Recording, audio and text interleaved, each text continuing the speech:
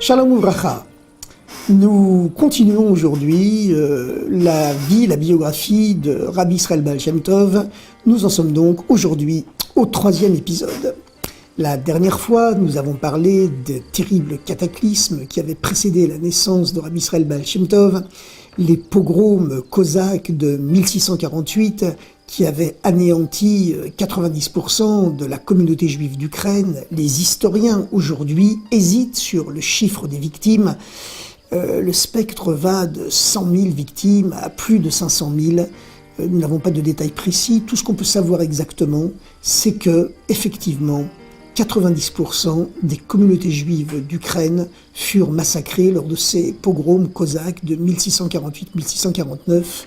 Et 18 ans plus tard, en 1666, survint une autre catastrophe davantage spirituelle. Celle-là, ce fut le fameux épisode du faux messianisme, le faux messie Shabtai Tzvi, qui avait été déclaré messie par sa propre communauté sur les rives asiatiques de l'Empire turc, dans la ville d'Izmir, dans une ville où vivaient de nombreuses communautés juives, une communauté juive importante, et après ces terribles pogroms de 1648 et toutes les souffrances du peuple juif, eh bien l'attente d'une libération, l'attente d'un signe céleste était telle que beaucoup de juifs dans l'ensemble du monde crurent que Shabtai Tzvi avait été le Messie avant que celui-ci, finalement emprisonné par le sultan, accepta de se convertir à l'islam pour sauver sa vie.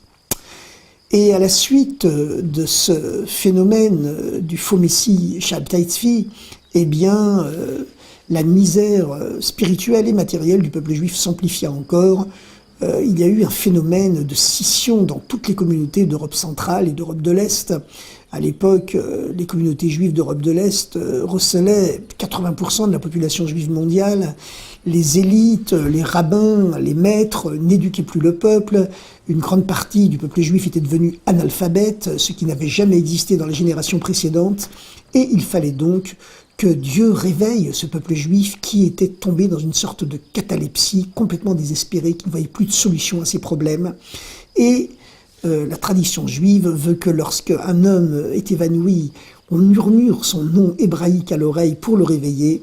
Dieu donc murmura à l'oreille du peuple juif son nom, le nom d'Israël, le nom du peuple d'Israël, et ce murmure de Dieu, ce fut la descente dans ce monde d'une âme, comme, dit-on, il ne s'en incarne que tous les 1000 ans. Ce fut la descente sur terre de l'âme de cet homme qui devait révolutionner toute l'histoire juive en créant le mouvement chassidique. Ce fut l'âme de Rabbi Israël Baal Shem Tov. Le Baal Shem Tov connut une vie particulièrement aventureuse. À vrai dire, la tradition raconte que le Baal Shem Tov lui-même était une vieille âme, une âme très ancienne. En effet, les enseignements de la Kabbale estiment que, à partir du midi du 6e millénaire, lorsque le peuple juif commence à préparer les temps messianiques, et déjà plusieurs siècles avant la venue du Messie, il n'y a plus de nouvelles âmes qui s'incarnent sur terre. Toutes les âmes qui s'incarnent dans les derniers siècles de l'histoire sont de vieilles âmes qui ont déjà vécu plusieurs vies et à qui une dernière chance est donnée afin de se purifier et surtout afin d'accomplir leur mission dans le monde, puisque les temps messianiques ne pourront venir que lorsque le peuple juif aura complètement purifié le monde entier à travers les périples de son exil. Eh bien, la tradition compte que Rabbi Israël Baal Shem Tov, sur ce plan, n'échappa pas à la règle.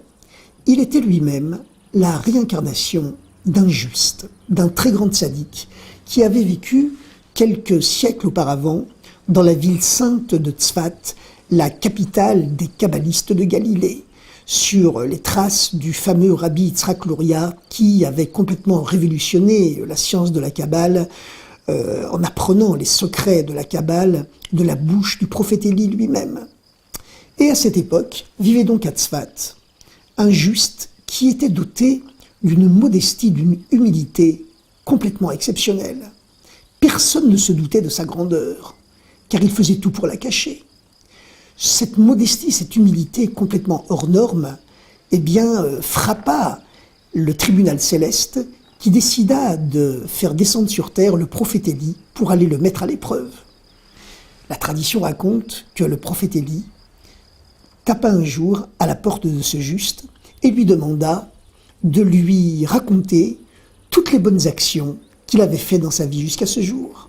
Eh bien, ce juste donc de la ville de Tzfat, bien qu'il savait que cet homme en face de lui n'était autre que le prophète Élie, refusa de le lui dire en disant « J'ai toujours appris que les bonnes actions, eh bien, on doit les garder secrètes, elles ne regardent que Dieu et moi. Il est hors de question que je te raconte tout ce que j'ai fait dans ma vie. » Bien entendu, le prophète Élie, envoyé comme messager céleste pour mettre ce juste à l'épreuve, connaissait très bien toutes les bonnes actions que cet homme avait fait. Mais cet homme, dans sa simplicité, eh bien, continuait cette tradition d'humilité. Ce test victorieux, donc, pour vérifier véritablement la profondeur de l'humilité de cet homme, fit un grand effet dans le tribunal céleste. On décida de le récompenser. Mais quelle pouvait être sa récompense ? Eh bien, cette récompense devait être à la mesure de sa modestie extrême. Autant il avait été modeste, vivant toujours dans le secret, autant il allait devenir célèbre. Et il fut décidé que dans sa prochaine incarnation, il deviendrait le maître juif le plus célèbre de toute l'histoire juive moderne et contemporaine. Et c'est cette âme mystérieuse qui s'incarna une nouvelle fois, quelques dizaines ou quelques siècles plus tard, dans justement cette personnalité exceptionnelle qu'allait devenir Rabbi Israël Baal Shem Tov. Les parents du Baal Shem Tov étaient eux-mêmes des personnalités hors normes. Son père, Rabbi Eliezer, était lui-même un très grand maître qui avait connu une vie particulièrement aventureuse et même souvent tragique. Il avait fait partie de ces juifs qui avaient été vendus par les Cosaques aux musulmans de l'Empire turc. Il avait échoué à Constantinople, rapporte une certaine tradition. Il était devenu même le majordome du sultan, qui avait été frappé par son intelligence. Et après de nombreuses péripéties, le père du Baal Shem Tov avait réussi à s'évader du palais du sultan pour revenir en Pologne, où il épousa la rabbinite Sarah. Le couple fut heureux, mais vieillit sans enfant. Pourtant, Rabbi Eliezer se caractérisait par un sens de l'hospitalité absolument extraordinaire, ce qui était exceptionnel à cette époque où les élites avaient tendance malheureusement à se couper complètement du peuple. Et cette faculté, ce don d'hospitalité, cette faculté de ne faire aucune différence entre les riches et les pauvres, d'être toujours ouvert à tout le monde, frappa une nouvelle fois les portes du tribunal céleste, qui décida de le mettre à l'épreuve.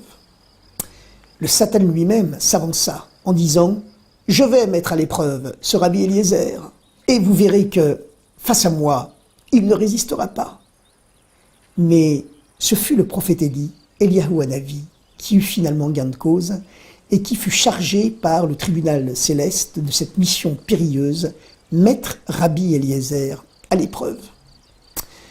C'était un soir que l'épreuve survint. Un vendredi soir, à la table de Shabbat. Rabbi Eliezer et son épouse, la rabbinite Sarah, étaient en train de prendre le repas de Shabbat quand brusquement, la porte s'ouvrit comme propulsé d'un violent coup de pied. Un homme entra, sale, couvert de boue, un vagabond, porteur d'un gros sac, profanant ouvertement l'interdiction du Shabbat de transporter des objets en dehors du domaine privé. Sans se gêner, après avoir ouvert la porte, sans y avoir été le moins du monde invité, eh bien, cet homme, chargé de toute la boue et toute la poussière de la route, jeta son sac sur le parquet avec forces éclaboussures et d'un air narquois s'adressa au tzaddik qui était devant lui en lui criant « Bon Shabbat !» Tout autre que Rabbi Eliezer aurait pu s'énerver, se mettre en colère devant ce manque de respect, cette profanation agressive et narquoise de la sainteté du Shabbat. Mais c'était mal connaître Rabbi Eliezer. Il se contint parfaitement.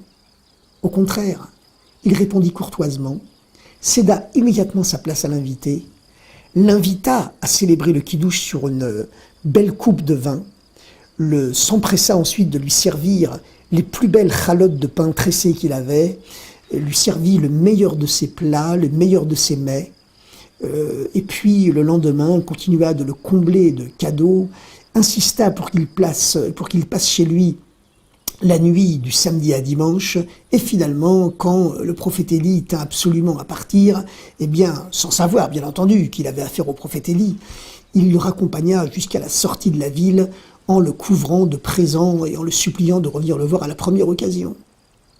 C'est alors que Eliyahu Hanavi, le prophète Élie, se dévoila à lui. Le SDF, le vagabond, chargé de boue et de mauvaises manières, s'adressa à Rabbi Eliezer et lui dit « Puisque tu as été capable d'une telle hospitalité, tu as été capable de ne pas humilier le pauvre vagabond qui se présentait devant toi, eh bien tu auras une récompense. Ta récompense sera que, sur tes vieux jours, tu auras un enfant qui illuminera les yeux, le regard de tout le peuple d'Israël, jusqu'à la venue du libérateur, jusqu'à la venue des temps messianiques. »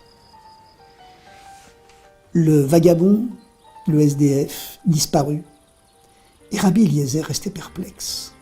Mais un an plus tard exactement, le 18e jour du mois d'Elul, de l'an 5498 du calendrier juif, eh bien, de l'an 5458, du calendrier juif, restons précis, 1698 du calendrier laïque, eh bien, la femme de Rabbi Eliezer, qui était pourtant particulièrement âgée, enfanta un fils, et en mémoire de la promesse, la prophétie du vagabond, ses parents lui donnèrent le nom d'Israël.